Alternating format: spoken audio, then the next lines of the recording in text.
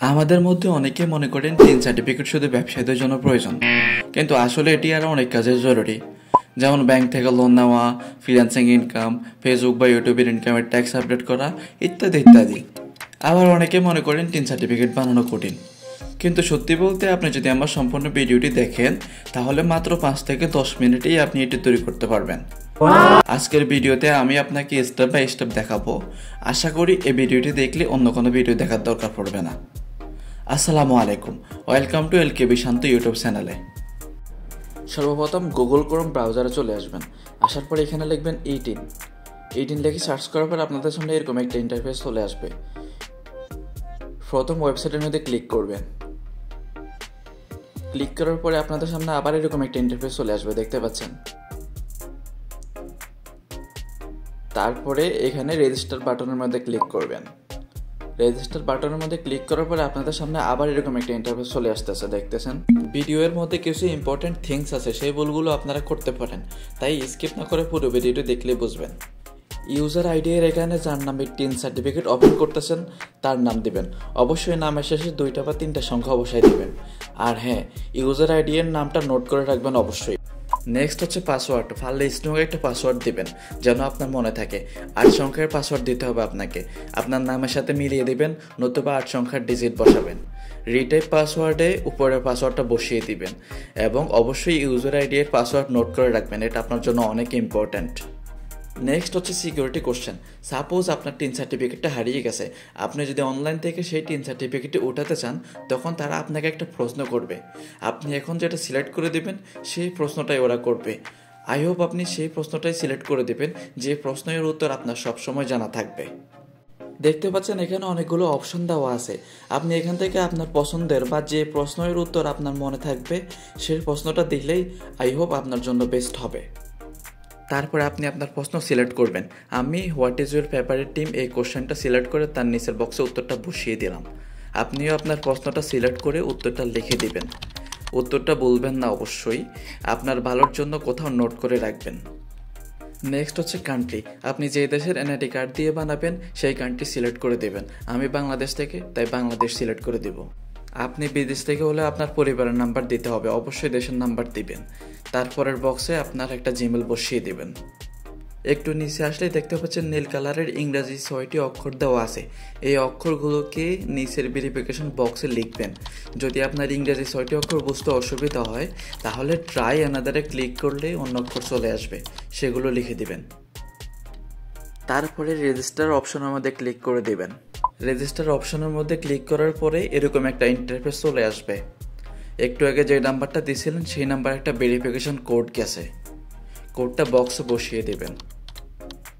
তারপরে অ্যাক্টিভ অপশনে ক্লিক করে দেবেন। অ্যাক্টিভ অপশন ক্লিক করার পরে আপনাদের সামনে এরকম একটা ইন্টারফেস চলে আসবে। তারপরে লগ ইন অপশনের মধ্যে ক্লিক করবেন। তারপরে এরকম একটা ইন্টারফেস চলে আসবে। আপনারা এখানে ইউজার আইডি ও পাসওয়ার্ড বসিয়ে লগ ইন করে দেবেন। লগ ইন করার পরে আপনাদের সামনে এরকম একটা ইন্টারফেস চলে আসবে, দেখতে পাচ্ছেন। তারপরে একটু জুম করে হেয়ার অপশনের মধ্যে ক্লিক করবেন। নিচে এখানে দেখতে পাচ্ছেন হেয়ার অপশনে ক্লিক করার পরে আপনাদের সামনে এরকম একটা ইন্টারফেস চলে আসবে।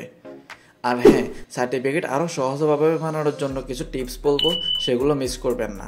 অনেকে আপনাকে সে কথাগুলো বলবে না। পারপোজ অফ টিন, কি উদ্দেশ্যে টিন সার্টিফিকেট বানাবো? আমরা যেহেতু ফেসবুক বা ইউটিউবের ট্যাক্স আপডেট ইত্যাদি ইত্যাদি কাজের জন্য বানাবো, তাই ফেসবুক বা ইউটিউবের অপশন দেব। কিন্তু এখানে ফেসবুক বা ইউটিউবের অপশন নাই, তার জন্য আমাদেরকে আদার্স অপশনে ক্লিক করতে হবে। এবং কি যারা জমি ক্রয় বিক্রয়ের জন্য তারা দেবেন সেলিং ল্যান্ড। ক্রেডিট কার্ডের জন্য দিবেন অবটেনিং ক্রেডিট কার্ড এবং করের জন্য দিবেন ডিক্লারিং ট্যাক্সেবল ইনকাম।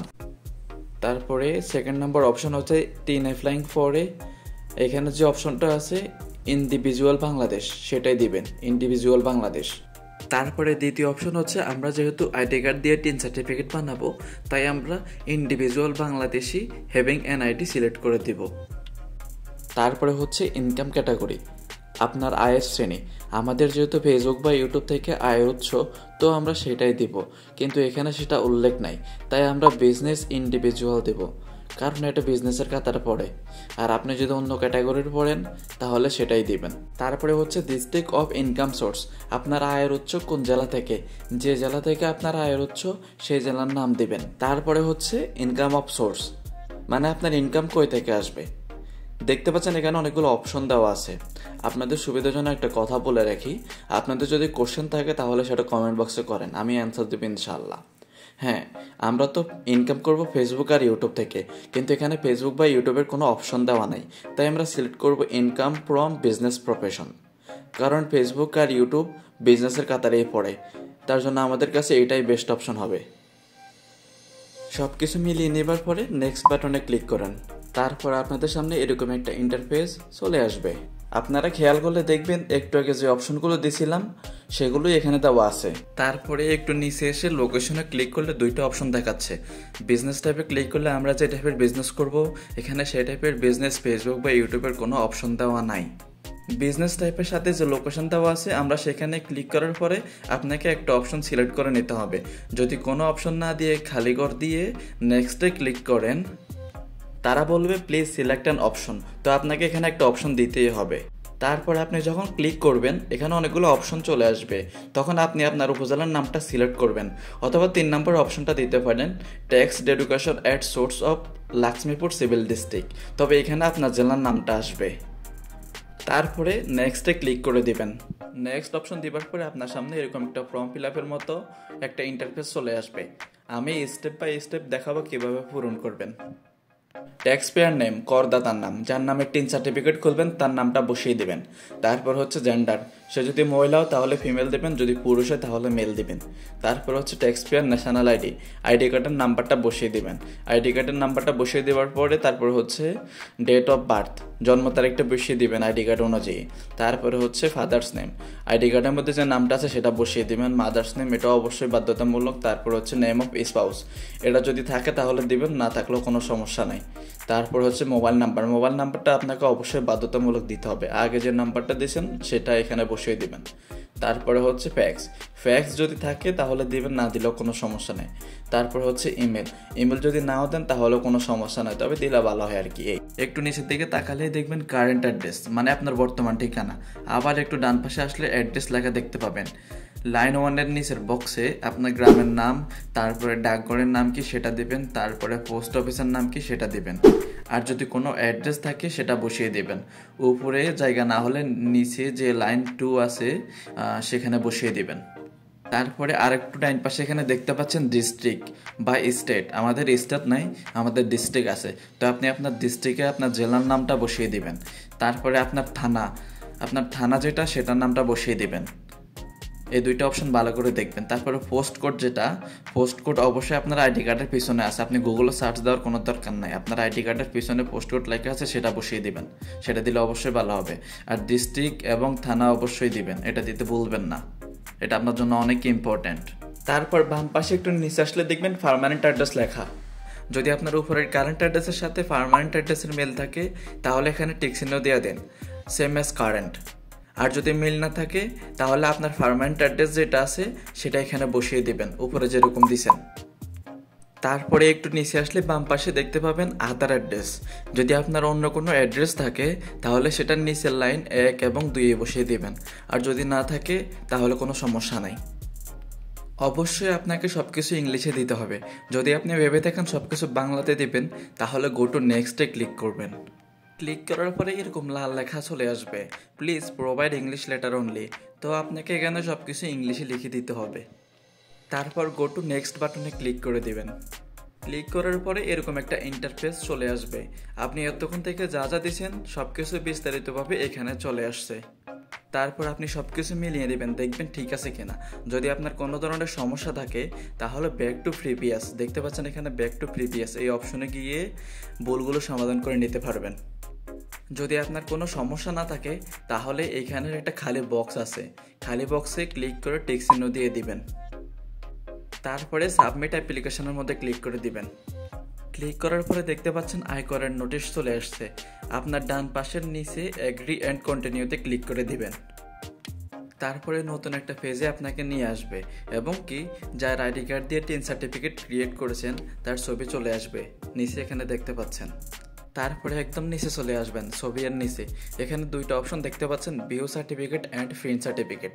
আপনারা অবশ্যই ভিউ সার্টিফিকেটের মধ্যে ক্লিক করবেন। ক্লিক করার পরে দেখতে পাচ্ছেন আপনার E TIN certificate is ready. So আপনি এখন টিন সার্টিফিকেটের নিচে চলে আসবেন। তারপর নিচে এখানে 3টে অপশন চলে আসবে। যদি আপনার কম্পিউটার বা মোবাইল থেকে প্রিন্ট করে বের করা যাবে তাহলে প্রিন্টে ক্লিক করুন, আর সেভে ক্লিক করলে ডাউনলোড করে বিশ্বস্ত বা পরিবারের কাউকে শেয়ার করে দিন হোয়াটসঅ্যাপ বা অন্যান্য কোনো মাধ্যমে। আর যদি ইমেল করতে চান তাহলে ইমেলের মধ্যে ক্লিক করুন। তারপর মাঝখানে একটা খালি বক্স পাবেন, সেখানে ইমেলটা বসিয়ে সেন্ড মি সার্টিফিকেটে ক্লিক করে দিন। তবে নিজের বা পরিবারের কারো জিমেল ছাড়া অন্য কারো জিমেলে সেন্ড না করা, এটাই ভালো। যদি আপনি টিন সার্টিফিকেট কারোর সাথে শেয়ার করেন তাহলে মার্ক করা জায়গাগুলো হাইড করে রাখবেন সবসময়। আর ফেসবুকের পে আউট সেট করার জন্য টিন সার্টিফিকেটের এই কোডটা বসিয়ে পে আউট সেটিং করে থাকে, তাই কোডটা শেয়ার করার সময় ভেবেচিন্তে শেয়ার করবেন।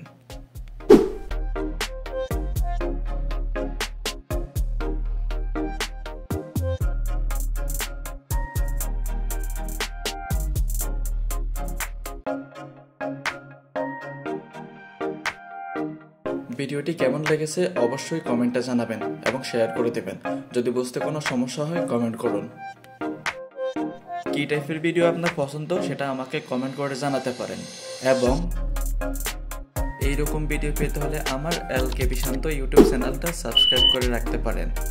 দেখা হবে অন্য কোনো ভিডিওতে, ততক্ষণে ভালো থাকবেন। আল্লাহ হাফেজ।